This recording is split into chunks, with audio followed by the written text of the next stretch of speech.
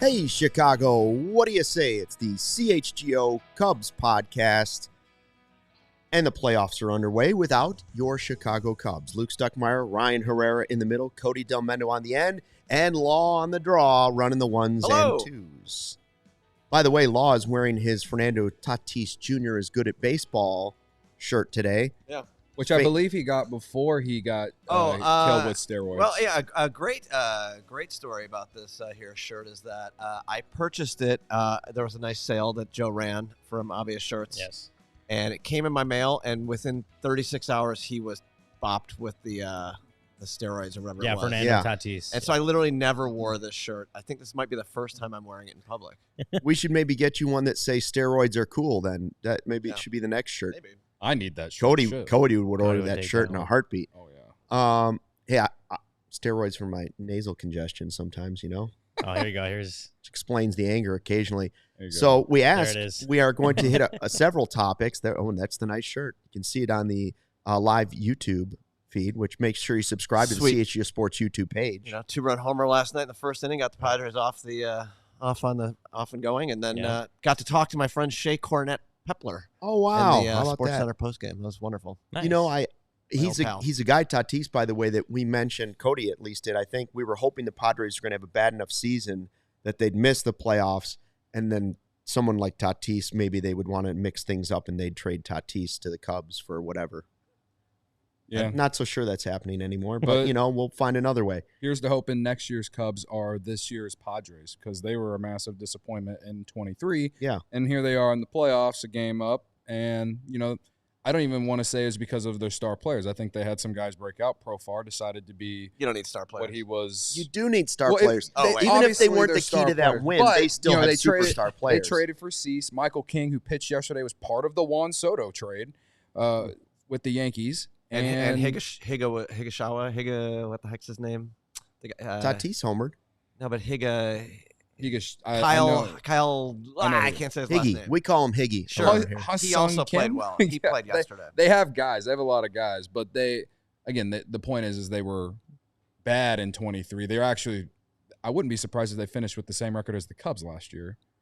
Somewhere between 80 and 85 wins. Yeah, this year, in the playoffs, they finished the first wild card spot. They did battle for that division title with the Dodgers. They might have been under the Cubs last year. Finished below them. Well, and I'm comparing to last year's Padres record to this year's Cubs record. Yeah. You know what I mean? So all I'm saying is here's the hoping, because that's all we can do around here anymore is hope.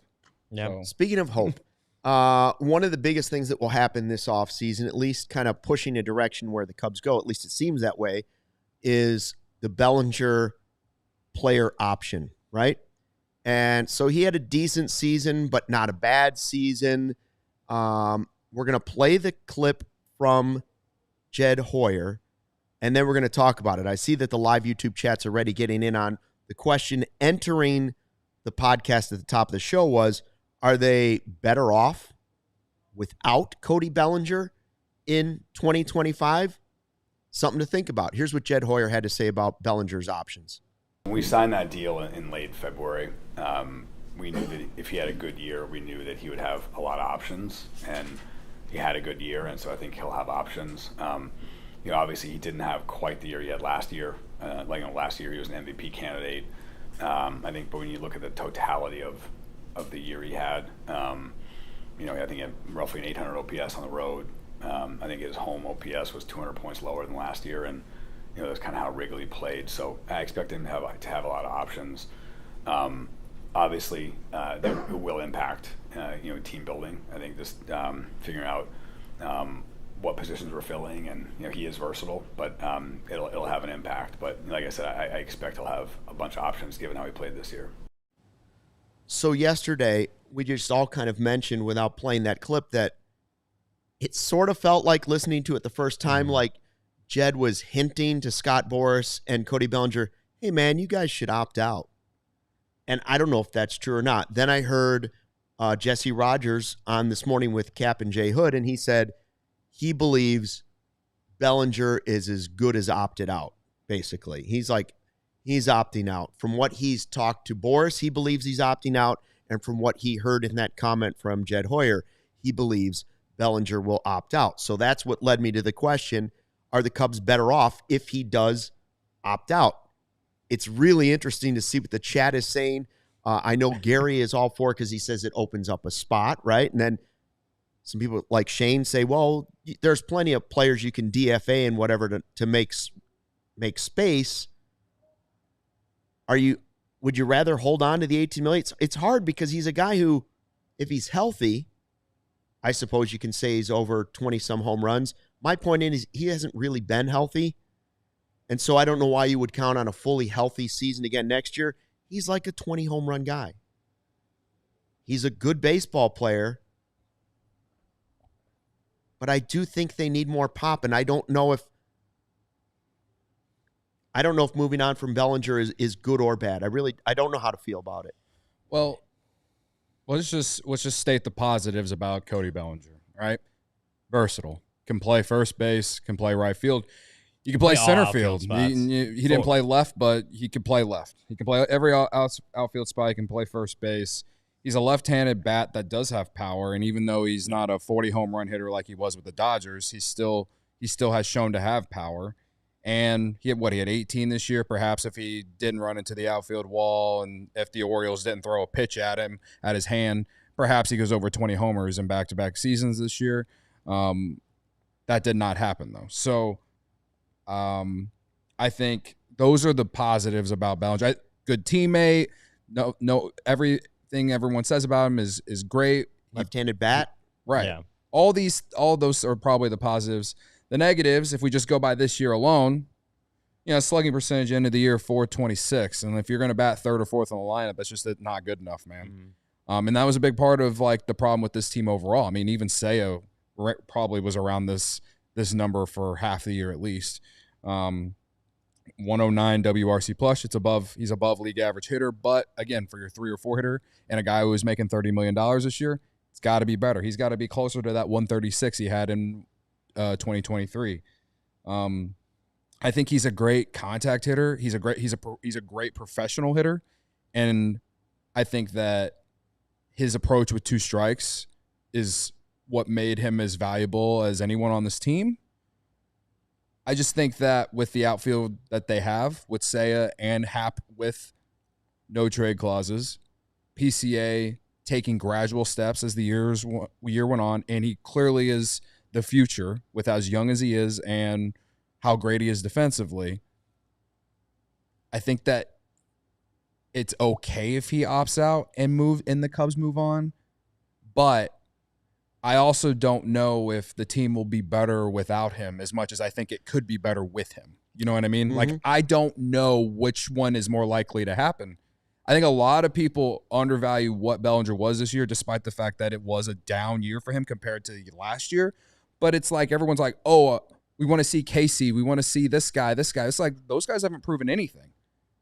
So unless he opts out and maybe use some of his prospect capital to bring a star in, maybe Seiya hits 30 homers finally next year. I don't know. Don't start with the what ifs again. That's what am I supposed to do, Luke? I know. So like this. What do you think? All I'm saying is that whatever happens, there's no real guarantee on if it will help the team or not. That's what I'm saying. I don't know which way will be better. If he opts out and you move on, the only true positive that comes out of it on the pure base of it is that there's more roster flexibility. That's it. No, I like. Well, Cody listed the positives of Bellinger. Obviously, the defensive. I think the defensive versatility that he provides is one of the most important parts of his game because you can't find many players who can play all 3 outfield spots, including obviously center field and first base, at a above average to really good level. Like I don't know if there's anyone else in baseball that can do that. Bellinger's obviously one of those guys. The hitting wasn't the level that it was last season when he finished in a top 10 MVP vote. Jed Hoyer's talked about that, where for a lot of, especially last summer, like he was one of those guys when we talk about stars and that can, guys with the bats that can carry an offense when other guys are slumping, right? Like Bellinger provided that for a lot of last summer. He was a guy that carried that offense at times, and like Seiya later on in the year, of course, August and September did that as well. But Bellinger was one of those guys that was doing that last summer, and he didn't do that this year. And they didn't really have a guy that did it this year, and that's what cost him. Now, as far as if the Cubs are better off with Bellinger, without Bellinger in 2025, I would say that in the sense of having more financial flexibility, more roster flexibility, they are. The problem is, can they replace what Bellinger provides to the team next season and exceed that, obviously, because if you're just replacing Bellinger with Bellinger, it's kind of like what we talked about at the beginning of this year. If you're only replacing Cody Bellinger with Cody Bellinger to a team that didn't make the playoffs, then you're going to get the same result, which they did. You have to figure out a way to get even better. So the problem, the issue would be, or the question would be, can they replace Bellinger with something better, more value next year? And whether that means, say he goes back to right field and they get a hitter that's a DH or whatever, like maybe that's a way they can improve the roster. Like however they do that, however they plan to fill Cody Bellinger's place on the roster, it has to end up being a net positive for them because of what Cody Bellinger does bring. I think my lean is that, and as I've said a few times now, like I would still lean that Cody Bellinger is going. I believe he's going to opt out. Not that I'm like super confident in that, but knowing how, Scott Boras works, knowing how the Cody Bellinger's free agency has gone, knowing that he's 29 years old, the injury history over the last few years, that, even if he's not making the same AAV as he would in the next 2 years, if he can get a contract that extends a few more years, that in the long run guarantees more money, may be more appealing to a guy that has had a few well, obviously last year was really good, but like hasn't reached the level he did pre-COVID, pre-injury. Just getting more guaranteed money at the end of that may be more appealing to a guy like Bellinger. We know that's what he was looking for this year, right? Didn't quite get the contract that he wanted, but we know he was looking for a long-term deal. That may be more appealing. So I do still lean towards, him opting out. That's my belief. That's my, not necessarily an expectation. That's where I lean. And I do think, because the Cubs could always bring Bellinger back, right? Like that's always a possibility. But I think for them, they are better, at least going into the offseason, with the financial flexibility and roster flexibility of Cody Bellinger opting out. Does that mean that they're better off in 2025 without him? That depends on what they do. Yeah, I mean, it depends on how they would use that money, how they would start to move around prospects and outfield possibilities.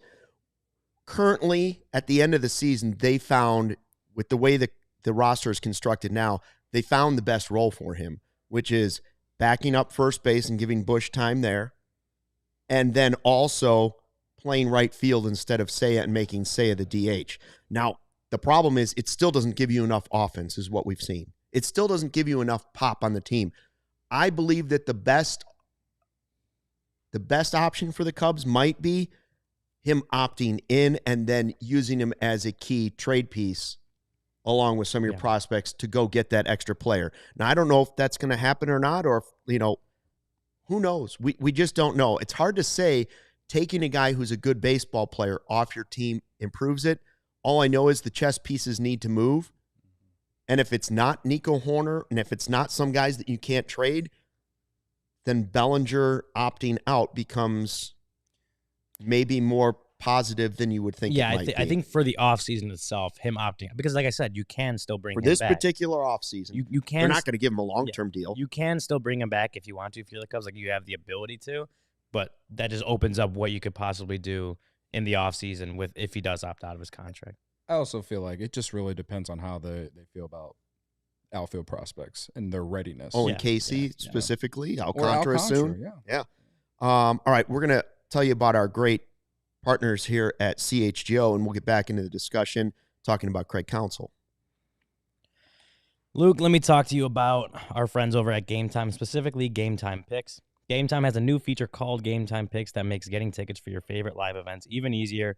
Game Time Picks filters out the fluff to show you only incredible deals on great seats, so you don't have to waste time searching through thousands of tickets. You know, I actually went, I'd talked about it like all summer, the CHGO concert, right? The Huntington Bank Pavilion. I went last week. Yeah. And? I used Game Time. I used Game Time Picks, filtered out the fluff, got me the seats that I wanted, got me the tickets that I wanted. Great show. It was highly recommend. EDM magic. It was EDM magic, and it was even more magical because I used Game Time. Game Time, one of the things I really like about it, it's got the all-in pricing. So you toggle the feature on Game Time, and it shows you your total upfront with no surprise fees at checkout. You got the priority Game Time picks, so the curation makes it easier to save more on sports, concerts, comedy, theater, etc. You get your seat view, so if you don't know the venue you've been to, like I'd never been to Huntington Bank Pavilion, you get a panoramic view from your seat in the app before you buy. It gets you the lowest price guarantee, or Game Time will credit you 110% of the difference. And Game Time's ticket coverage means your purchase is covered with the most flexible customer service policy in the ticketing industry. Take the guesswork out of buying tickets with Game Time. Download the Game Time app, create an account, and use code CHGO for $20 off your first purchase. Terms apply. Again, create an account and redeem code CHGO for $20 off. Download Game Time today. What time is it? Game time.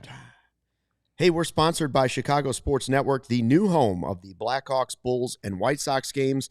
CHSN will broadcast more than 300 live games per year across the Blackhawks, Bulls, and White Sox, and will feature a full lineup of original Chicago-focused sports content.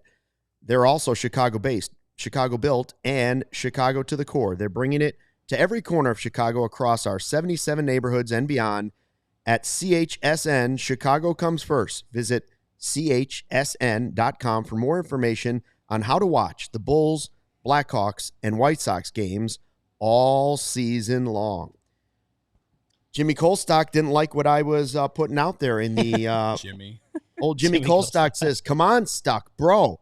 Bellies don't grow on trees. He ain't perfect, but dang, that's a bad take." That's what I said. I wasn't sure if taking a good player off the roster is a good idea, because I spent last 2 years saying, just start collecting good players and let's go from there. But now this roster is at the point where they've got a bunch of good players and it's not adding up to a playoff team. So now some of the good players need to be moved around, and you need, and obviously everybody knows, even the dumbest guy in the world would know they need a superstar. Yeah, I don't know if that means moving, hoping he opts out or what to get it. Right. I just think his defensive versatility for sure makes it possible to keep him around. Like, let's just use Michael Busch here as an example. Say that if you want to add a superstar, say you want to get into the Vlad Jr. talk again, or they never did, but say we finally manifest it. I would assume maybe Toronto would be interested in Michael Busch because of the years of control. He had a nice rookie season. Got to have someone to play first base. He's clearly better defensively at first base than Vladimir Guerrero Jr. But the Cubs need the bat. So all I'm saying is that you can, depending on how the Cubs feel, you can always use Vlad as a DH. You can always play him at first base. But having Bellinger, if he stays, he's always that backup option instead. And I think that, especially with the fact that Seiya has struggled in right field too, it also leaves me wondering like how they feel about some of their outfield prospects and their defensive ability to play right field at Wrigley Field, which we've talked about and we've watched ourselves with our own eyes. Like, can this guy do it? I do think Alcantara is athletic enough to be able to play right field at Wrigley, but there's only a handful of games that we've watched to be able to see it. I don't know if Casey can play right field. He's probably more of a left fielder, but either way, like, we've talked about that a lot, and I think Bellinger at least shows that he can play a really solid right field for you while you have PCA in center. Again, I know that this team isn't better the way that it's already shaped. Like, it won't be better if they run this stuff back, but these are things you have to consider. That's why I question the fans who are just so quick to be like, we need to move on just because they think one of the prospects will be better.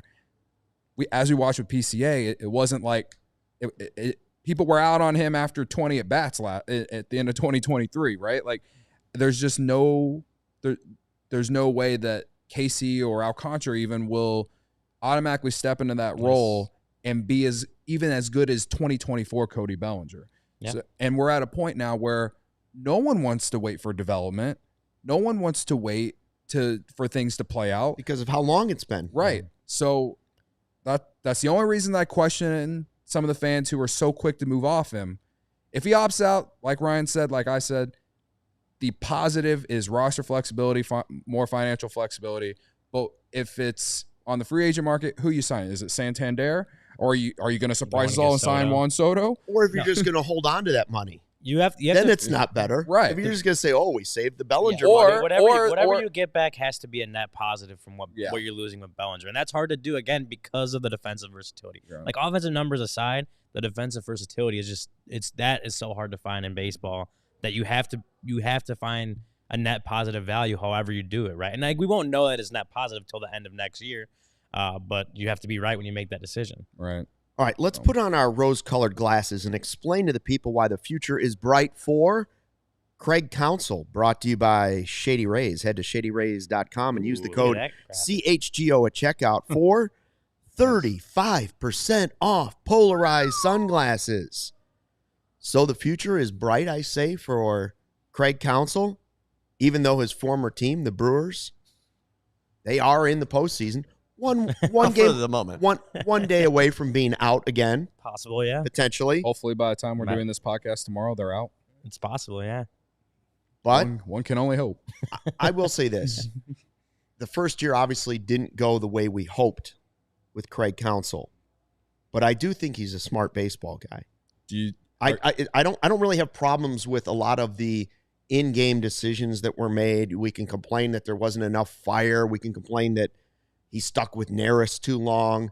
But in general, I think he's a smart baseball guy who is extremely driven and wants to be involved. And I think we'll push Jed Hoyer. Let's hear what Jed Hoyer had to say about his manager, that he made the highest paid manager in baseball, and his team still was 10 games behind the Brewers.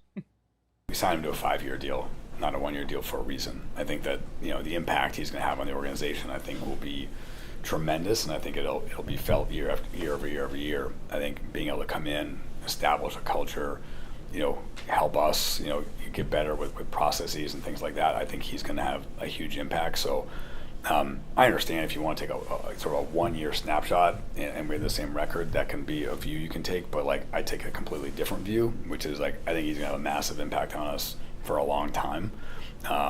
And like I said, you don't sign someone like that and just evaluate them on year one. I think it's going to be, I'm very confident that we're staring back at that contract in year 5, that it's going to be pretty clear that it was a great decision, and I couldn't be happier that he's here. Okay, so he is doubling down on the contract that he gave Craig Counsell. As he should. He's got no other way to look at it, right? Like, he's got to say, listen, we underperformed, but that's my fault. But don't worry, when I give him the right players, he's going to be the guy you want to see pulling the strings. And how much will he be involved this offseason? Again, last year, he was really sort of getting to know what this franchise was as a whole from a distance and from across the field, right? Yeah, I think like this last year was like a balance of obviously like, what's the word, ingratiating himself into the organization, but also standing back a little bit and observing how the organization runs and like getting his feel for what I think there was a balance of that for Craig Counsell in year one. And I think that, there should have been, right? A guy coming to a brand new organization, an organization he's never been a part of. And he admitted that. He's like, when he came in last year, he didn't really know the organization. The offseason went slow for him. Like, he took his time getting his coaching staff together. And although most of those guys were holdovers from David Ross's group, it still took a little bit of time to just get to know those guys, to make sure that they fit with what he wanted to do last year. I think going into year one, like, he's already kind of behind the 8 ball just in getting to know the organization. And then going into the season, another sense of like, yeah, he wants to, get acclimated in the organization, start to get his fingerprints on the organization, but he also is still learning how the organization runs. And I think that's important for a first-year manager to try to balance that. So that's what Craig Counsell has talked about.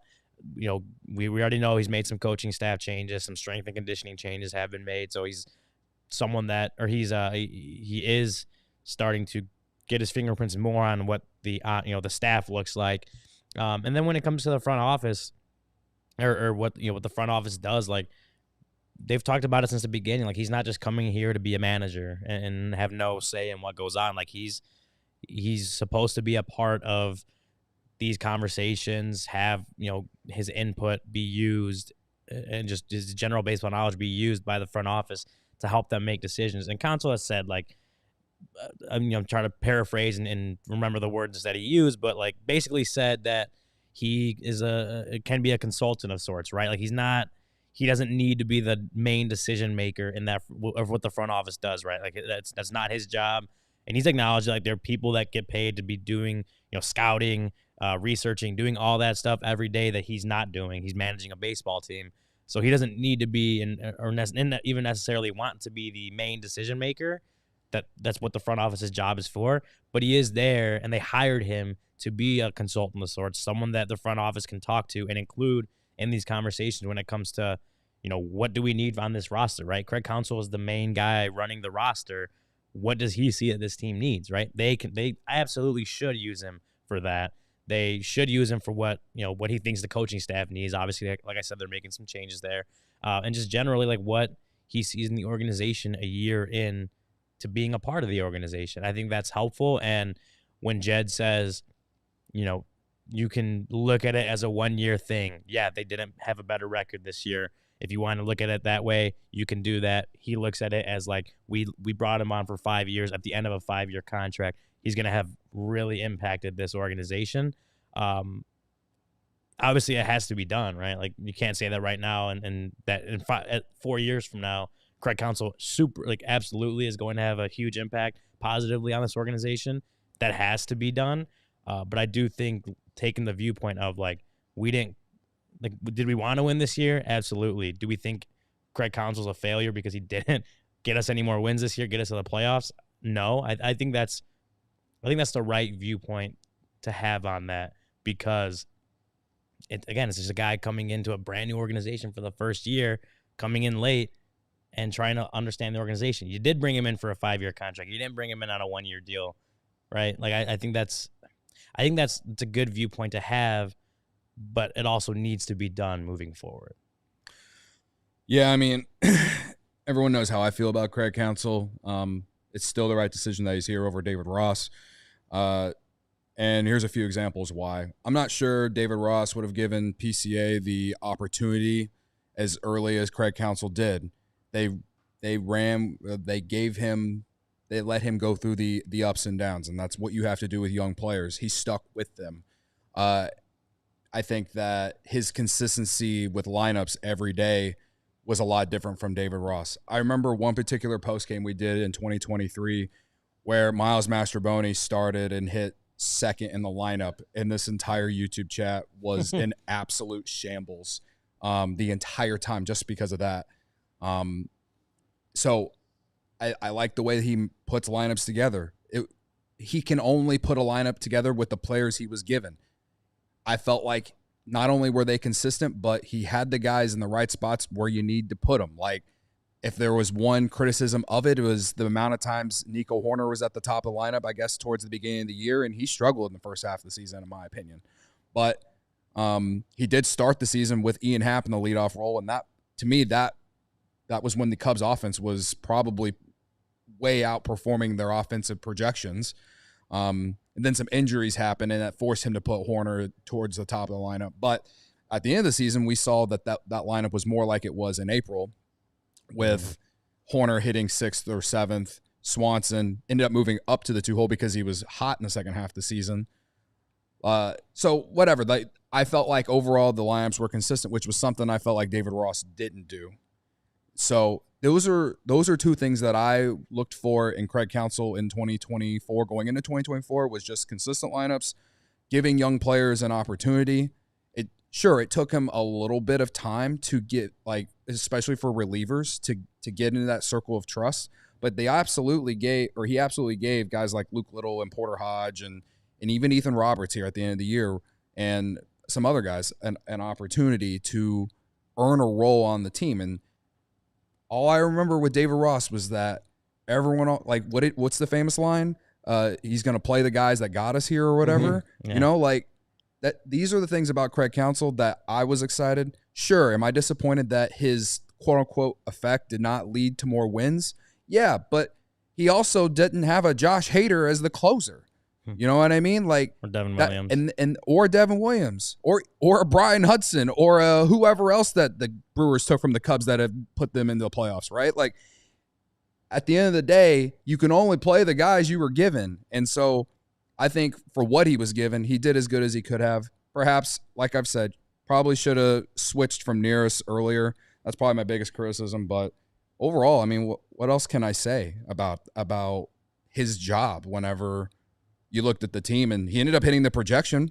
The projection was 83 to 85 wins.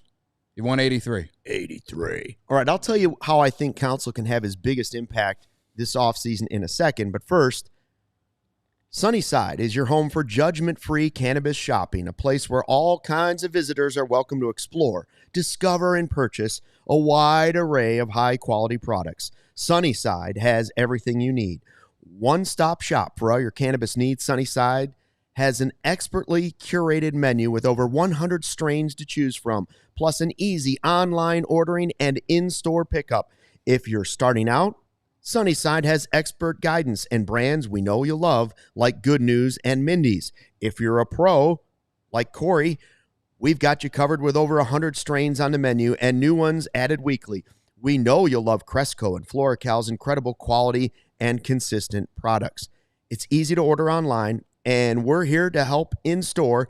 Here for all fall golf tee times out there is Good News Tea Time Disposable Vape. Bringing classic lemonade flavor that's perfect for the golf course because we all need a little help staying loose on the green. And Free Spirit vapes and cartridges are all new from Good News with a lush mango flavor. Who doesn't love mango anything these days? Vapes are perfect for tapping into your flower power. Visit sunnyside.shop for bright buys every day, including 50% off your first 3 online purchases. Enter the promo code HICHGO at checkout to qualify. Exclusions apply. Sunnyside Cannabis Dispensary. Bright buys every day only for 21 and older or Illinois medical card holders. Okay. Craig Counsell. We got another ad here. Oh, sorry. I got so excited by the I wanted to Sunnyside, tell so you- relaxed that I just slowed down. I wanted to tell you about Prize Picks, Luke. Please tell us about Prize Picks You- because I was so relaxed I forgot I should be getting on my Prize Picks account right now. You should. All right. It's the best place to get real money sports action with over 100 million members and billions of dollars in awarded winnings. Prize Picks has made daily fantasy sports accessible to all. You just pick more or less on at least 2 players for a shot to win up to 100 times your cash. Run your game all season long on Prize Picks, all right? You can now win up to 100 times your money on Prize Picks with as little as 4 correct picks. It's the best way to get action on sports in over 30 states, including California, Florida, Georgia, and Texas, all right? It's the only real money daily fantasy platform with an injury insurance policy so your lineups stay in play. So say, we were talking about Fernando Tatis earlier. If you put him in your Prize Picks entry and he gets hurt, they won't use it against you. That's awesome. Which is awesome. They invented the flex play, which means you still cash out if your lineup isn't perfect. You can double your money even if one of your picks doesn't hit. It's really, really, really fascinating stuff, right? Sign up today and get $50 instantly when you play $5. You don't even need to win to receive the $50 bonus. It's guaranteed. It also offers weekly promotions that can lead to big payouts like Taco Tuesday. Each Tuesday, Prize Picks discounts select player projections up to 25% to provide even more value on your lineups. All right. So download the app today and use code CHGO to get $50 instantly after you play your first $5 lineup. That's code CHGO to get $50 instantly after you play your first $5 lineup. Prize Picks. Run your game. Oh, yeah. Quick interjection here. I've got a poll cooking in the YouTube chat about if the Cubs would be better off without Belly, like our title of our show. And yes is currently winning 59% to 41%. But more interesting to me is that there are a lot more clicks of that button than on our like button. Ooh. And I don't know how Do math people not works, like but us anymore? it just seems like it's just as easy to hit the thumbs up. They people like getting rid of Belly more than they like us. Yeah. Potentially today. Wow. What were the results yesterday? The poll question was, are you confident the Cubs will make a bold move this make a big move this offseason? Wasn't it about the same 60% saying no? 70 no. Yeah, 70 probably no. Like, Interesting. knowing this YouTube chat, it was probably no. Yeah. Justin in the YouTube chat says, are you guys doing live podcasts 5 days a week in the offseason? And the answer is yes, Monday, Tuesday, Wednesday, Thursday, Friday. Absolutely. 11:30, baby. We are here for you. Mm-hmm. Okay. So here's what I was thinking about. My Craig Counsell. Let's play realistic baseball here. Realistic offseason baseball. We all believe they're not going to get Soto. We all believe they're not going to have go get the big bat or the big arm. It's going to be more of a smaller move, right? I think the best way that Craig Counsell can help this team, specifically this offseason, is this. Assuming they don't make one of these big trades, the best thing that he can do is get in the ear of Jed Hoyer and say, you know what? If we packaged Paredes and yada, yada, yada, and moved on from that, even though we just made that move, if we moved Paredes out and created that spot, and we use some of that prospect capital with Paredes to go get an impact player for us, then the other move will be, I will call Willie Adames, and he will be our next third baseman.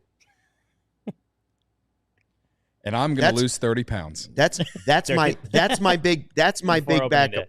That's my big hope for Craig Counsell. You want to be involved in the offseason? Go tell one of your former players that he's open to be the future third baseman for 5-6 years on a nice deal. Now you have him at third. You have Dansby at short. You have Nico or Shaw at second. And I don't know who at first base, but I like Willie Adames a lot better than Paredes at third. You're getting 30 home runs. You're getting a guy that Counsell knows very well. Listen, they got to do something bold. Yeah. No, I don't disagree. That I should probably say that for a Wild Thought Wednesday, but it's too late. Well, it is. What time is it? It is Wednesday. Where are we at? It is Wednesday. Oh, it's a Wild Thought Wednesday. I didn't even know what day of the week it was. What time? 37 and a half minutes. 37 and a half minutes. So I'll remember that when we go and clip this Luke Stuckmeyer take. It is Wild Thought Wednesday. And end it with, I didn't know it was Wednesday. No, I mean, wait, so what was your idea of what to do with Paredes? The idea is this. Counsell goes to Hoyer and says, here's what we do. Let's make this happen as a team. You trade Paredes with prospects to go get us an arm, a closer, whatever that key piece might be somewhere else on the team. And I go to my buddy Willie Adames and say, hey, let's make you the Cubs' third baseman for the next 5 or 6 years on a healthy deal. And now you've got a 30 home run hitter, pretty good defensive player, and somebody that he knows, and I feel way more confident about what I'm doing at third base than what I had last year and what I have this year. Who's really Adames' age? That's the question I need to He's right around 30. He's like 29, 30 years old. I like that Luke's being the optimistic one this offseason. The Cubs Wednesday. The Cubs don't make the playoffs when I'm the optimistic one. Me and Luke should switch roles this entire The Brewers offseason. are going to have to mix it up after they're eliminated after 2 days. Well, he's a They free don't agent. really because they still lead the division by 10 games. They can just sign Willie Adames, right? That's what I'm saying. Yeah. They can get in Adames' ear and say, hey, man, come to Chicago. It's way better. My only thing, and this isn't even really to play devil's advocate, it's just more about me being realistic. Like, I'd find it very, very, very, very surprising if the Cubs actually consider trading Paredes after just trading for him. He's been here for 2 months. I know that you're down on his defense. I get it. Oof. But I think he's down on him as a player as a whole. Yeah. But I'm just it wasn't great here at the end. He is an all-star player. If he can go back to being the player that he was in Tampa, was an all-star, then I'm not worried about Willie Adames. But and it's not like Paredes doesn't have any value. He's 25. what, 2 more years of control, 3 years of control. Affordable deal. You put Yeah. him with some prospects, and some team might say, okay, Yeah. that's good. And maybe, who knows, maybe that's in the back of their head of some. I just would be very surprised that this front office would do that. It would be a bold move that we're talking about needing to see. Paredes, Nico, and Casey for someone? I'd be a really good player, I hope. Actually, a great player, not a Paredes, good Bush, player. and Alcantara for Vlad Guerrero? 2 prospects? I don't know. Listen, You That's think only you think- 1 year. That's not my job. That's I one don't year. get $40 million. You think Bush and Paredes for Vlad gets it done? No, and prospects. I'm and saying, prospects? and Casey, and Vlad only has 1 year left. so it's As we not see as value expensive. goes down, and but you're giving him a young first baseman. Vlad is coming off like if it's not his best season, it's his second best season of his career. So his value is Bellinger high. opts in. Put Bellinger in the deal. Give him a first baseman to replace. Speaking of which, I have managed to we are correct in saying that if Cody Bellinger doesn't opt out, the Cubs could trade him right away. It's factual. Like it is, yeah, it is. Like he, Okay. there's no That was like, my question. Is there anything in collective bargaining that says if a guy uses his option, you can't trade him for a certain amount of time, or doesn't use yes, his option? it's not an option. It's an that you opt-out can't just clause. turn around. But Yes, it's not an option. I don't know if the option the changes. option is I'm leaving. But it's not an option. It's an opt out. Right. That's what I'm saying. There's a If he's difference. opting, he's opting out. Yeah. But what I'm saying is when you're calling it an option, it's like a player option, which is do you want to opt into your contract versus an opt out is when you have the ability to opt out of your guaranteed deal. I'm opting to end this conversation. But what I'm saying is there's a difference, and they don't have to. They don't have to. They could trade him. They could trade it. They They could don't, there's trade him. no Luke is now also fighting with Ryan. I know. I'm just confused by what he's You talking really I'm have saying switched roles a already. player Let's go. option and opt out are different things in terms of what contracts are. Wanna And run I get 99? it. I Says Vlad 100% wants to get what play you're for- saying. Yeah. Thank you. Yeah. Yeah. He has a deal for next year Correct. with the Cubs, so he can opt out. That's what I as just opposed said. to an No, you didn't. option, which Who's on means- first? Yeah. What's on second? no, They don't have any idea what I'm talking about. No. Which None. is shocking and horrific. How do you not know that? You guys are like Who's on first? What's on second? Do you know what that baseball is? people. Who's on first? What's on second? You don't have any idea. Nope. Are we We gotta play the clip for him I someday. mean, really? This It's Abbott and Costello. Abbott and Costello. Right? Yeah. I mean, it's old for even me. I've heard of them. but Right, but like that's But like they do a a baseball bit. thing that Oh. and it's How like have you who's on not first? don't listen to that. He's What's on second? As I don't know. I on know third that, but part who's of on it? first? I Yeah. just said that. Who's on first? The guy's name is who? See, Children. Sorry, it's all Whatever, video it makes games me- and TikTok now. Whatever makes me feel young these I don't days. even use I'll take TikTok. it. So. We got to get into Abbott and Costello. I'm older than Ryan, and I use TikTok. Hey, you more guys now. got to get into these Abbott and Costello guys. They are sharp. Long dead, but funny. All right, the bullpen. Let's get to the bullpen before the end of this show, right? So to wrap up, your take on Counsell is that you want him to get in Jed's ear about making a trade that you've come up with in your head? I just think that's right. I just like you don't Yeah. even really have an opinion on him for the entire season. Like I don't think you shared that. It was more about Oh, my like, opinion on him for the season? I don't think he had I don't know if I believe what Jed said that he had this massive impact in year one that we didn't see that had the same record. But I think he's a better manager and a smarter baseball guy than David Ross. No. My gut tells me that's probably Yeah, and true. I think what Jed was saying was like the impact will be felt over the 5 years. Yes. Like at the end of 5 years, there will the be a end massive the end impact. of the soundbite was the key part of the soundbite, and I am curious more than anything we've talked about today, probably what the arguments were about or healthy discussions were about between Counsell and Hoyer at the beginning of last offseason and through the season as the season was developing. What was Counsell mad about? And at times, maybe what was Hoyer not pleased with about if Counsell was doing something he didn't like. But I guarantee you it's more likely the other way around where Counsell was like, what's this? sure. Fix this for me. Yeah. So I would love to be a fly on the wall for those conversations because I think we'd have a better idea of We'll never know, but yeah. we would at least have a better idea of knowing where Counsell would be trying to push them this offseason, if indeed it's possible to make those If they moves. legitimately do some things that none of us are expecting, which at this point I don't think a lot of us have a lot of expectations, I think that Counsell will have a big part in that because that was one of the big reasons they brought him in was because they want his opinions on how to build the team too, because he did that in Milwaukee. So we're gonna see. And final thing, by the way, on the Bellinger poll is the thought that he does have, it just popped into my head, is that like he does have great flexibility defensively, but we really only care about the flexibility at first base, right? It's great that he can play all three outfield positions, but so can Mike Tauchman. No, I think he wasn't as good in center this year as he was. That was part of the reason that PCA started to get the shot, right? But I think having the ability to move into right field and move Saya to the DH was valuable. I think if knock on wood, like him as a starter. Knock on wood, PCA were to get hurt, having him be able to move back to center field is probably better than any other center field option you have in the organization right now.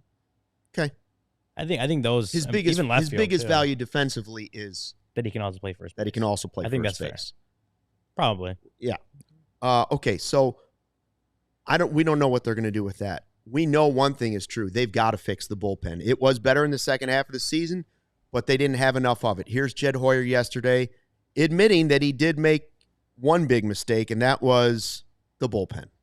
I mean, being self-critical, I feel like that's something that I didn't do a good job of last offseason. When I look at our bullpen, I'm really proud of the work our whole staff did during the season. I think, talking about, Carter and Jared and everyone, in pro scouting did a really good job, whether it was Tyson Miller, Jorge Lopez, Nate Pearson, player development, bringing up guys like Poor Hodge and Luke Little. I thought in season we did a really good job of that. But, when Adbert struggled early, when Neera struggled early, when Julian got hurt, we didn't have the depth at that point that we needed. And that's something that, I think we'll certainly look to improve going forward, because I feel like that hurt us early. We were able to improve it. I think our bullpen numbers second half of the season were really, really strong and among the top in baseball. But, at a critical moment when those guys struggled and were hurt early, we didn't have enough depth in that moment, and that hurt us. So that's something we have to address. Well, at least the weather's not to blame for the bullpen.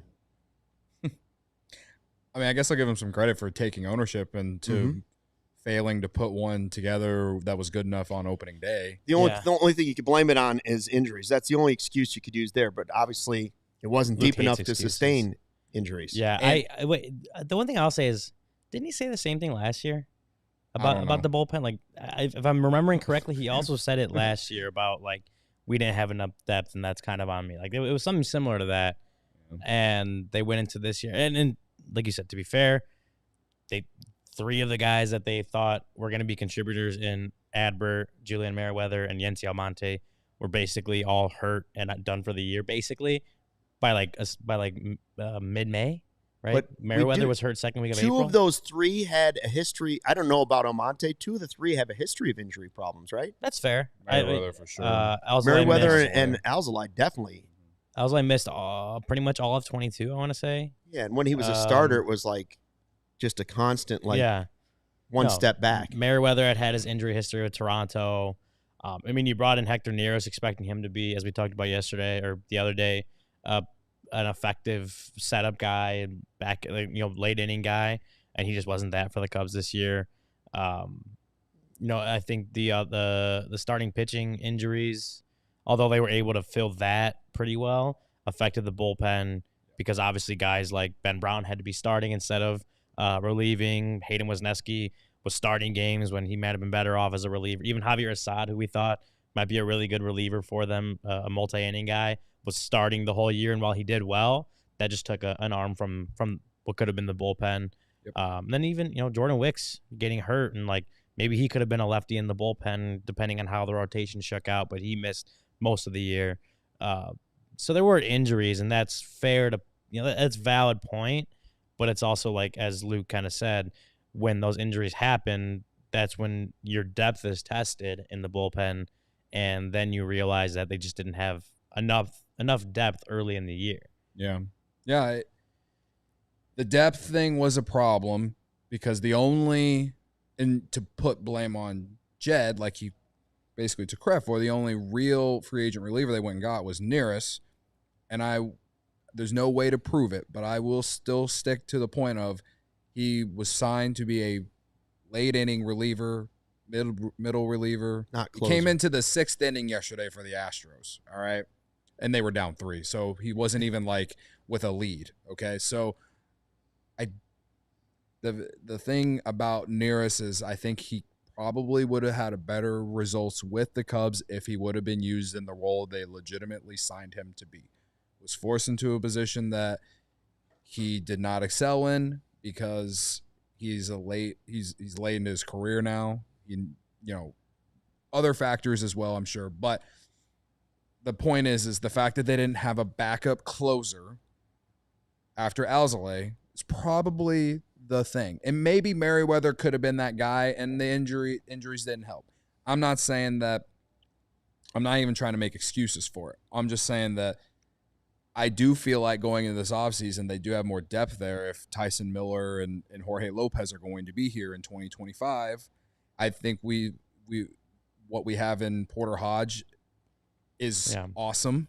I don't know if he can be the closer still, but I do feel like he's at least a 7th or 8th inning dude. He kind of proved himself as a pretty good option in the back end. Yeah. I don't think there's enough games of him closing to prove that he can be a closer full season, but I do think that you have to go get a guy, some sort of guy that has proven closing experience that has had success doing it. I know Jorge Lopez did that with the Orioles 2 years ago, but like, as well as they have done on finding these like diamond in the rough type relievers, Julian Merriweather in 2023. Reclamation projects, right? Like, as well as they've done with that, you just can't rely on that if you're going to have a great bullpen. And on top of that, each of the last 2 years, they've struggled. The bullpen has struggled so bad for not just like 1 or 2 weeks, but like 2 months. And then it gets itself figured out. I understand that throughout a 162-game season, you will have stretches where a part of your team struggles, whether it's the offense goes through a slump or your pitching staff in general, whether it's your bullpen or starting pitching, you might go through a 1 or 2 weeks stretch where things aren't great. But you can't do it for 2 months. And that was the problem with the Cubs. They didn't start to get it together until June, in the bullpen at least. Yeah. And it's largely because of those guys I just mentioned, and Tyson Miller and Jorge Lopez and whatever. So I give Jed credit for in season bringing in guys that help that problem. Yeah. And then he like kind of credited obviously the player development guys with the Porter Hodge and Luke Little even before he got hurt. And then the pro scouting department as far as, identifying Tyson Miller, identifying Jorge Lopez, identifying Nate Pearson, right? Oh, yeah, like, he gave those guys credit, and those guys were a big part of turning around the bullpen overall. I still think the higher leverage innings they weren't great performing in the second half. Like, they were still, like, the numbers weren't as good, but, like, overall, it seemed the bullpen was better, and a lot of it was part of those guys. So, yeah, I mean, to me, that's – I said this yesterday. If they're not going to go get the big bat for the offense, then you legitimately have to make your pitching staff better than even this year. And their pitching staff, starting rotation at least, was awesome. And the bullpen, at least from June on, was great. But you can't have those 2 months where the bullpen sucks. Like, it can't be an extremely bad bullpen for 2 months. You have to, if you're not going to go and fix this offense, if you're going to basically run back the same offense, then you have to have elite pitching. And I think they have a nice base, but they need a guy in the back end that they can really rely on. And I think they need another starting pitcher. So, that's another conversation. But as far as bullpen goes, I think they have some nice pieces now that as we go into the offseason. But as we've seen last 2 years, injuries have played a factor. You got to have more depth, man. And I think one of my biggest concerns related to young guys is that they have a consistent problem with command. A lot of them walk too many guys. I don't know where the bullpen ranked in terms of walk rate around the league this year, but I would guess that it was in the bottom 5. And so you got to, I'm a huge advocate for Hottovy and what they have, the pitching infrastructure. I'm a big supporter, but this has like been a consistent problem with a lot of their young pitchers. Palencia is a great example. I think he has electric stuff. He throws triple digits, but at times he can get ineffectively wild and walk guys, and then it leads to a home run or something, So I feel like Hodge and Little, before Little got hurt, were like the big wins for the bullpen this season in terms of internal development. but you need more if you're going to go this route, and you need more consistency on command from a lot of these guys too. Yeah. And the more these guys throw closer to 100, there's more and more of them coming up, which we've said they need because they need to keep up with the game, which the game has gone that way. There is a more likely scenario that command has been sacrificed a little bit to get these guys closer to 99 and 100. And you were mentioning Porter Hodge. We were saying, all right, well, he's earned some faith for sure in that could be a big part of your bullpen. But it was a half a season, and he was a rookie and all those things. And so I don't believe, like Cody, you can just take a Sharpie and in bold and say, Hodge, closer. Now, that doesn't mean he shouldn't be involved in it, and it's certainly not his fault. There's nothing he could have done this year for me to take out a Sharpie and put Porter Hodge on a wall and ruin my paint, right? Yeah. Because it wasn't long enough. And in fact, it'd probably have to be a couple years before I could even feel that. If he does it again for a full season next year, then I can take the Sharpie or the paint. You put the pencil. You put the right now I've got a pencil outline marker that I can actually erase off. You got the expo marker on the whiteboard. I got a wipe off board. It's going to take at least another full season before I could put Sharpie onto the paint. Yeah. But that's not his fault. It just means they've got to go find somebody. And you keep talking about giving us, sustained success. One way is more certainty. And so find us a certain reliever. It's probably the hardest thing in baseball is to find bullpen certainty going into a season. Yeah, it's a very tough because it's, as we've seen, it's a roller coaster ride. There's a reason most of those guys are not starters. Yeah, and that's, everyone in baseball acknowledges how volatile. Whatever. It's how you go. English is the hardest volatile. language. Volatile, sure. Volatile. Anyway. Volatile, whatever. Volatile. Who's on We're first? probably slanging it a little bit. I say caramel. I don't go volatile. Anyway, everyone in baseball acknowledges how that word relievers are, bullpens are. So Porter Hodge had a really good year. He may not have a good year next year, right? Jorge Lopez looked good with the Cubs. If they bring him back, he may not have a good year next year. Tyson Miller had a good year. He might not have a great year. So Merriweather is like a great example of the volatile bullpen arm. So the main thing is Hector Neris is also an example. Like even established guys, so Zalzala aren't always the best option. So what you have to do is figure out a way to build good depth and take that into the season so that when you do have injuries or underperformance, you got the depth you need to backfill that. I do. One name that we probably should make or mention too as far as going to next year is like Almonte. Yeah, Almonte. You got to watch. A couple more things to talk about real quick. Want to tell you about the Die Hard program. It's the biggest thing you can do this offseason for yourself, right? We know and hope that the Cubs are going to start making some sort of moves. Don't know if they're going to be big moves. All we know is the team needs to change. And the best way to follow along with us is to have the Die Hard membership. You get Ryan's newsletter in your inbox every single week. You don't miss any of his articles. Oh, yeah. And, of course, there's all the other great perks that come with the Die Hard membership. Now, it's also, as we get closer and closer to the holidays, a great way to say, I love you to the sports fan in your life. Maybe that's yourself. Maybe you say, love you yourself. know what, Cody, I love you. I love myself. I'm giving myself the Die Hard membership for the year. You should go and love yourself, as Justin Bieber says. That's right. Or maybe you're looking for that holiday gift for someone at work or whatever that you're not like super close with, and you're just going to say, hey, man, you like sports? Here's the Die Hard membership. You can use this all year round. It's better than giving a Starbucks gift card, unless Starbucks becomes a sponsor. Then I'll change my mind about that. But for now, it's the Die Hard membership. You're giving this person the Die Hard card, which is instant respect. Respect me.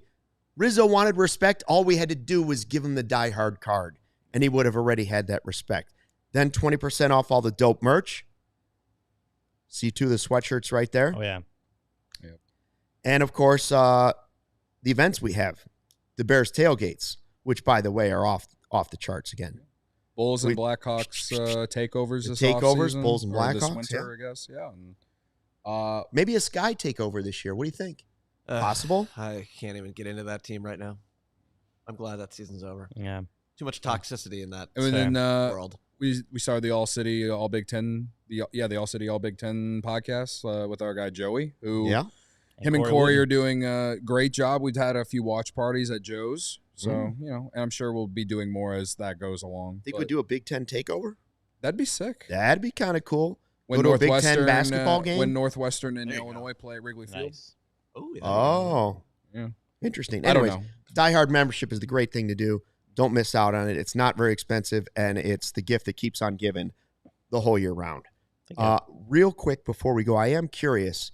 Obviously, we're hate watching the Brewers. Oh, here's the diehard card, by the way. There it is. Show it out. If you can see it. Look at it. Makes Ryan look taller, too. Hold on. Let Law on the draw get a good shot.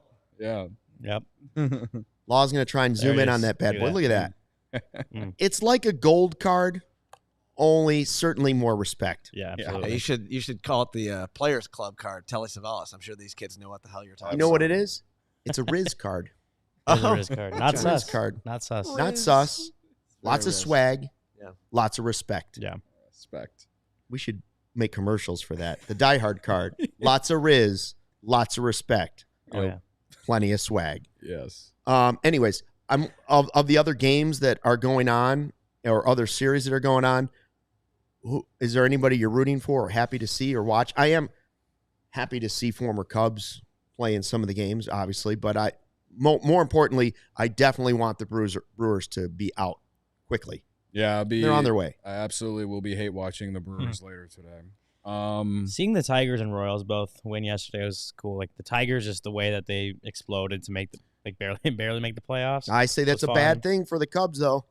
The Cubs get a sniff of what the Tigers are doing. They say, "Oh, look at the Tigers and their payroll, and they made the postseason and advanced." Anyway, the Royals are a fun team. Bobby Witt Jr. Like the fact that he's not going to win the MVP this year sucks because he just happened to run into Aaron Judge in one of the best offensive seasons we've seen in I don't even know how long. 2 years ago from Aaron Judge. Yeah. Well, no, I think the season's been even better than that one. I think like statistically may have been even better than that. But like the fact that Bobby Witt just happened to run into that buzzsaw sucks. So go Royals, I guess. And Royals are fun. Royals are a fun team. I mean, I enjoyed the Padres game last night a little bit, as much as I really don't want to root for them. But their crowd, when the team is good, in their broadcasts, when I watch their highlights, it's kind of like, man, that seems fun. And they have some fun players, so I'm rooting for them against the Braves. And then I will absolutely be hate watching when they play the Dodgers, in terms of hate watching the Dodgers, because I still haven't forgiven their fan base for booing Porter Hodge because he couldn't breathe that one game. Oh, that's right. No one holds a grudge like I hold a grudge. I forgot about that, but you're Captain Judge over there. I'm Captain Grudge. Captain Grudge. I'm Captain Judge. I'm hoping the Yankees actually do well so that Cubs organization will look at it and say, Soto, Judge, Stanton, big money contracts, big money pitchers. That does win baseball. In terms of just like who I'm rooting for to win the World Series, like I've said this the last few years, like I don't want to see Kyle Schwarber win another ring, but like their team is just so fun. It makes me upset that I like it. Lots of big contracts. But, I want big contracts to be helpful in winning. I'd rather watch the Phillies win it all than the Yankees. Would I rather see Schwarber win a ring over Rizzo with another team? Yes. If you force me to choose, I'd be. If it was Yankees Phillies in the World Series, I would 100% root for the Phillies, and I'd be thrilled because it'd be two teams that have just thrown money around. Yeah, that's almost a perfect scenario for me. Dodgers Yankees, even though that seems like in my childhood I saw that many times, that would be okay too because they're just throwing money around. Yep. And it's superstar after superstar, which is what I want to watch instead of good versus pretty good. Yeah. Okay. Unrelated, you mentioned Tigers. Eastern Illinois legend Trey Sweeney RBI single yesterday. Boom. Okay. So Harvard of the Midwest, stand up, brother. Jeez, Harvard of the Midwest. It's low bar. I've never seen somebody so proud of Eastern Illinois. Yeah, this guy. Someone's got to stand at the front of the line for us small folks, all right? Even Luke doesn't talk about Valpo. I don't. Well, maybe he didn't like Valpo. Yeah. It was all right. I loved going to EIU. Best years of my life. Duke of the Midwest, but they haven't been very great in basketball recently. All right, we're back tomorrow at 11:30 again. And we'll be here 11:30, 5 days a week, Monday through Friday, in the off season. For Justin, that was asking earlier in the show. I'm sure there's more about this press conference we'll talk about. We have a couple more things we want to talk about, including sustained success and projections and all those fun things. And we'll hopefully be talking about the Brewers being done. Until then, thanks for watching and fly the W. We all silly like the mayor.